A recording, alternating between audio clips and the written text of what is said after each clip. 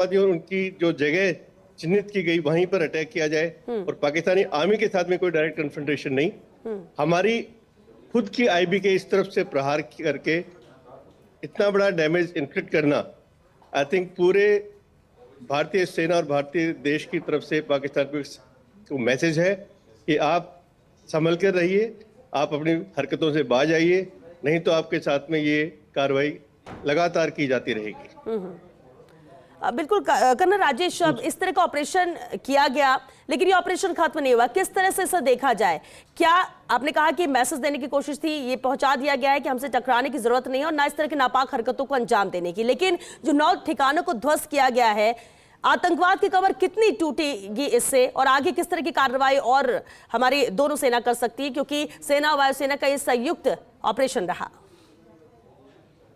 पहली बात तो हमें ये हमारी शुरुआत कह सकते हैं हम, क्योंकि हमें ये प्रेशर कंटिन्यू पे बना के रखना पड़ेगा, चाहे कश्मीर के अंदर हो चाहे पाकिस्तान के अंदर हो, ये प्रेशर तो हमें लगातार बनाना पड़ेगा। हमारा इंटेलिजेंस खुफिया विभाग और भी सक्रिय होकर जब एक्स्ट्रा विजिलेंट रहेगा तो हमारे को फिर दोबारा टारगेट नजर आएंगे, फिर हमें इनको न्यूट्रलाइज करना पड़ेगा।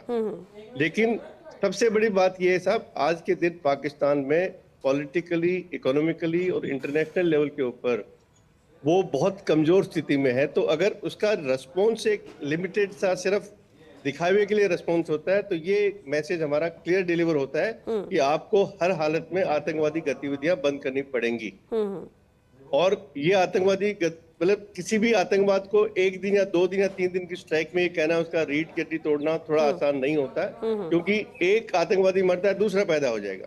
तो हमारे को एक नेशन को मैसेज देना जरूरी होता है कि ये बर्दाश्त नहीं किया जाएगा।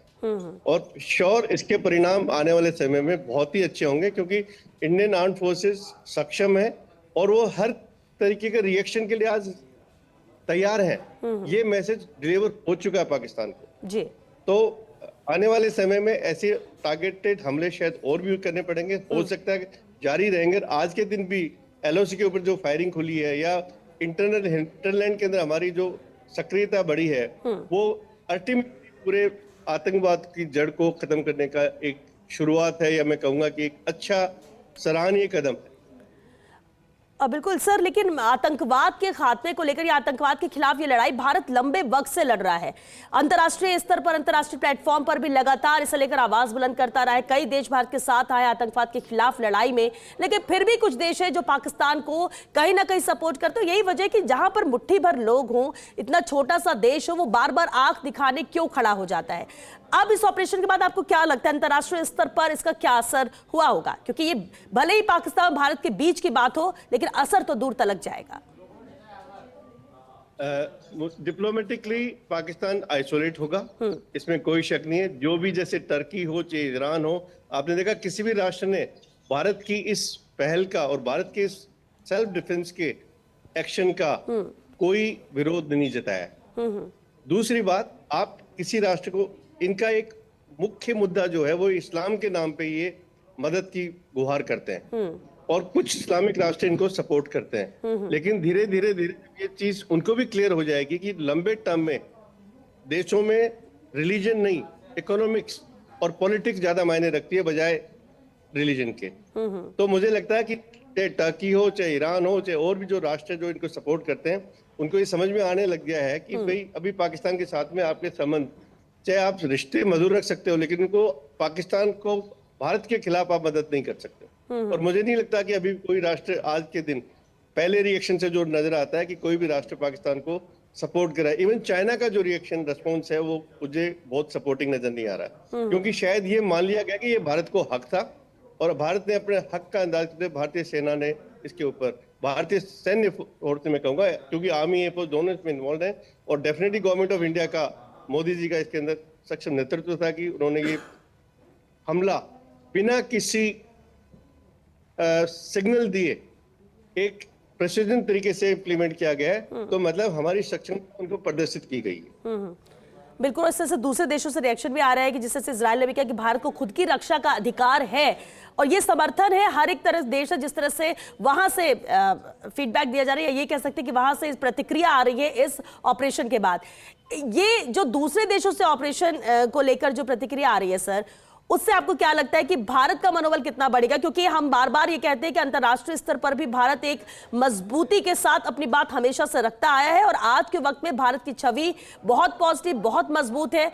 इसका असर भी कहीं ना कहीं अगर कोई देश चाहे भी कि पाकिस्तान का साथ दे तो शायद वो रुक जाएगा। देखिए, अंतर्राष्ट्रीय लेवल पे कोई भी राष्ट्र खुले रूप में आतंकवाद का कभी समर्थन नहीं कर सकता, और स्पेशली ट्रांस बॉर्डर या दूसरे देश में आतंकवाद का समर्थन नहीं करता है। लेकिन छुपे हुए लोग हैं जो कुछ राष्ट्र इनको समर्थित करते हैं। इजराइल, रशिया, ये तो हमारे टॉप सपोर्टर हैं। ये हमारी स्ट्रेंथ है, हमारे देश के लिए इनका रिएक्शन बहुत ही जेन्युइन है। ये हमें हर हालत में इस लड़ाई में सपोर्ट करते हैं, 100% सपोर्ट करते हैं, इसमें कोई किंतु परंतु नहीं है। अमेरिका का हमारे साथ आना इस लड़ाई के अंदर एक अच्छा कदम है। और भी बहुत से राष्ट्र जो जिन्होंने इंडिया को इस मामले में इसलिए सपोर्ट किया कि हर एक राष्ट्र कहीं न कहीं इस चीज से खुद अफेक्टेड होता है।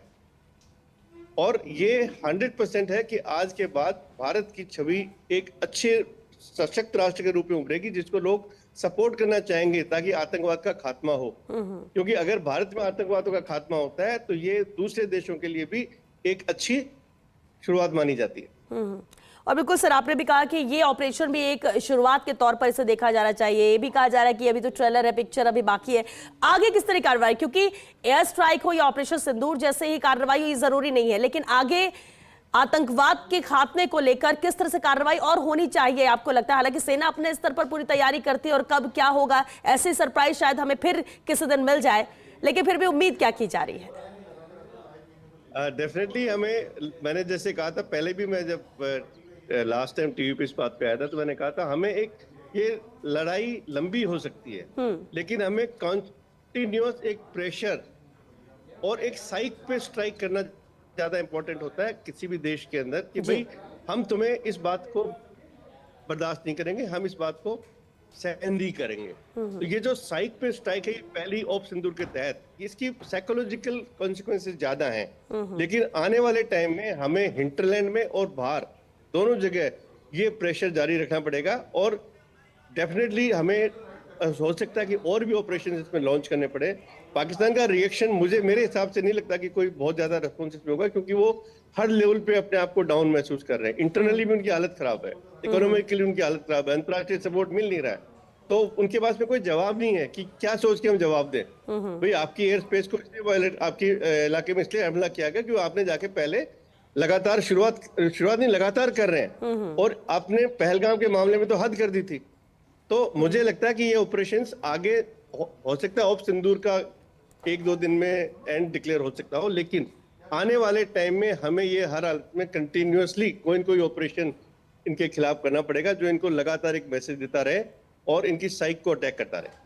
और सर, आपने कहा कि प्रेशर बना रहना चाहिए, इसलिए भी ये जरूरी है। क्या लगता है कि अगर जिस तरह से डर या फिर जिस तरह से प्रेशर में पाकिस्तान रहेगा इस तरह की कार्रवाई के बाद, अगर इसमें ढील दी जाती है तो क्या वापस वैसी स्थिति हो सकती है? इसलिए प्रेशर क्रिएट करना या बनाए रखना जरूरी रहेगा। देखो, अगर आप हिस्टोरिकली देखते हो पाकिस्तान को तो उसकी हरकतों से बाज आना बहुत मुश्किल कहा जा सकता है। लेकिन अभी जो हालात में वो शायद पहले के हालातों से थोड़े ज्यादा मीनिंगफुल हैं, थोड़े ज्यादा रिजल्ट ओरिएंटेड हैं, तो शायद कई दिनों तक और कई महीनों सालों तक तो पाकिस्तान की हिम्मत नहीं होनी चाहिए। लेकिन अगर वो फिर भी करता है तो मैंने जैसे कहा कि आपको इंडियन आर्मी और इंडियन आर्म फोर्सेस इस बात पे सक्षम है, वो उसका जवाब देंगे और ऐसा जवाब देंगे कि कम से कम एक बार फिर दोबारा पाकिस्तान को इस बात पे सोचना पड़ेगा। बिल्कुल सर, आप हमारे साथ बने रहिए। हमारे दूसरे मेहमान भी हमारे साथ लगातार बने हुए लक्ष्मीकांत जी। अब जिस तरह से आपने भी सुना कि सर ने किस तरह से बखूबी बताया कि ये प्रेशर क्रिएट करना पड़ेगा, प्रेशर यहाँ पर बने रहने चाहिए, और इसलिए ये शुरुआती कह सकते हैं कि स्टेप है ऑपरेशन सिंदूर के तौर पर। ऐसे में आपको क्या लगता है कि सरकार या हमारी सेना या वायुसेना जिस तरह से पूरी तैयारी के साथ इस ऑपरेशन को अंजाम दिया है, जुट गई होगी आगे भी अगली कार्रवाई के लिए, अगले ऑपरेशन के लिए, अगली तैयारियों में? निश्चित रूप से जब भारत पर आक्रमण का प्रयास आतंकवादियों द्वारा, अन्य लोगों द्वारा किया गया, भारत ने उसका बखूबी के साथ जवाब दिया। भारतीय सेना के शौर्य ने जवाब दिया, भारत के नेतृत्व ने हमेशा जवाब दिया। मैं इसी तरह मानना है कि जिस प्रकार की पुलवामा की घटना रही हो या पहलगाम की घटना रही हो या अन्य घटनाएं रही हो, जिस प्रकार सक्षम नेतृत्व के साथ माननीय मोदी जी के समय जिस प्रकार जवाब दिया गया है, मैं समझता हूँ आतंकवाद के खिलाफ एक बड़ी लड़ाई लड़ने का साहस भारत की सेनाओं ने, भारत के नेतृत्व ने उठाया। ये आगे भी चलेगा, निश्चित रूप से चलेगा, इसमें कोई अतिशयोक्ति नहीं है। आज मैं अभी सभी माननीय केजरीवाल साहब का, माननीय राहुल जी का, माननीय खड़गे साहब का, सभी का ट्वीट देख रहा था। मुझे लगता है कि आज संपूर्ण भारत एक साथ खड़ा है आतंकवाद की लड़ाई के खिलाफ। 140 करोड़ भारतीय एक साथ खड़े हैं, ये बहुत बड़ी बात है। देखिए सर्जिकल स्ट्राइक के बाद जिस प्रकार की बातें खड़ी हुई थी, वे आज खड़ी होने देखने को नहीं मिली। तो मुझे लगता है कि आतंकवाद के खिलाफ संपूर्ण भारत एकजुटता के साथ खड़ा हो गया है और ये लड़ाई अब निश्चित रूप से अपने मुकाम तक पहुंचने वाली है। जिस प्रकार की अभी आपके चैनल के माध्यम से बाकी लग रहा था, संपूर्ण विश्व भी भारत के साथ खड़ा है। अमेरिका का भारत के साथ खड़ा होना और भारत को ये कहना कि भारत का अधिकार था ये काम करने का, ये बहुत बड़ा ट्वीट है। अपने आप पे अमेरिका का बहुत बड़ा समर्थन है। मुझे लगता है कि अमेरिका के साथ साथ संपूर्ण विश्व इस भारत के साथ खड़ा है, चाहे इजराइल हो, चाहे रशिया हो या फ्रांस हो, सभी देशों ने भारत के इस जो कार्रवाई की गई है इसको न्यायोचित बताया है। तो मुझे लगता है कि आज आतंकवाद के खिलाफ लड़ाई का नेतृत्व यदि इस विश्व में कोई करने जा रहा है तो भारत करने जा रहा है। तो इसी तौर पर ऐसा लगता है कि आतंकवाद अपने अंजाम की ओर है और निश्चित मान के चलिए कि आने वाले समय में घटनाएं नहीं होगी। 26/11 के हमले के बाद यदि इस प्रकार कार्रवाई को अंजाम दे दिया गया तो शायद पूरी और पुलवामा जैसी घटनाएं नहीं होती। लेकिन निश्चित रूप से भारत के सेना के शौर्य को आज मैं सलाम करता हूं और साथ ही कहना चाहता हूं कि आने वाला समय हिंदुस्तान की सेनाओं के लिए आज के बाद का समय देखना होगा किस प्रकार समय होता है। आज 10 बजे की प्रेस कॉन्फ्रेंस है सेना की, उसके बाद इस देश की क्या दिशा और दशा हो, किस और देश जाएगा, किस और सेना बढ़ेगी, ये सब बातें वहाँ पर क्लियर होगी। मैं हम राजनीतिक दलों को इस बात को आज सेना के विषय में बात करने का शायद अधिकार भी नहीं है। सेना के शौर्य की हम प्रशंसा करें, बात ठीक हो सकती है, लेकिन सेना आगे क्या करने जा रही है, किसी क्या रणनीति है, ये तो मुझे क्या वहाँ सेना के जो पास के लॉ ऑफिसर्स हैं उनको पता नहीं होता। तो यहाँ बैठ के चैनल पर उसकी बात करना, अपने मुँह से कह देना, ये सब न्यायोचित है ना, ठीक है। तो मेरा तो मानना है कि आज सेना की प्रेस कॉन्फ्रेंस का हम सबको इंतजार करना चाहिए। सेना का अगला कदम क्या होगा वह भी इस प्रेस कॉन्फ्रेंस में नहीं होगा, लेकिन सेना के अगले कदम के बारे में भी इस देश को सतर्कता के साथ देखना चाहिए। बिल्कुल, इसलिए कहते भी ना कि सेना की आप तारीफ कीजिए, आप बुराई कीजिए, आप उसमें कमी निकालिए या सवाल खड़े करिए, सेना को इससे कोई फर्क नहीं पड़ता है, क्योंकि जो करना है वो करना है। और यही वजह है कि लगातार सवाल उठते भी रहे, लेकिन सेना ने अपनी पूरी कार्रवाई की, पूरी तैयारी से की। हाँ, मुझे लगता है सेना अपना कार्य अंजाम देती है और उसका टारगेट फिक्स होता है, उस टारगेट के तहत सेना ने अपना काम किया है। और इस तरह के ऑपरेशन से सिर्फ एक ऑपरेशन से ही जवाब सेना दे देती है कि सेना कितनी मजबूत है। कि क्या जब सेना के शौर्य की बात करते हैं, हमारे जवानों के शौर्य की बात करते हैं, तो ये उसका उदाहरण भी है। आप दोनों बने रहिए हमारे साथ, चर्चा हम आगे भी जारी रखेंगे, लेकिन फिलहाल एक छोटे से ब्रेक के लिए रुकेंगे। ब्रेक होगा, लेकिन इस ऑपरेशन जिसे अंजाम दिया गया है, ऑपरेशन सिंदूर, ये नाम दिया प्रधानमंत्री नरेंद्र मोदी ने। बैठक में इस नाम को सुझाया था प्रधानमंत्री नरेंद्र मोदी ने, इस ऑपरेशन के लिए ये नाम दिया। और अब ये ऑपरेशन जिस तरह से अंजाम दिया गया, 9 ठिकानों को पाकिस्तान के निस्तनाबूद किया गया। ये आतंकी ठिकाने थे और सूत्रों से जिस तरह से जानकारी मिल रही है, करीब 90 लोगों की मौत हुई है, ये सूत्रों के हवाले से खबर है। लेकिन ये तस्वीरें जो कल देर रात से लगातार सामने आ रही है, और ये जवाब है उन लोगों को भी, न सिर्फ पाकिस्तान को बल्कि उन लोगों को भी जो देश के अंदर मौजूद है और लगातार सबूत की बात करते रहे हैं कि आखिर इससे पहले भी जब सर्जिकल स्ट्राइक हुई, जब एयर स्ट्राइक हुई, तो सबूत मांगे जा रहे थे। उन्हें ये जवाब है, ये तस्वीरें कि जो एक्शन हुआ है, जो स्ट्राइक हुई है, वो किस तरह से अंजाम दी गई है।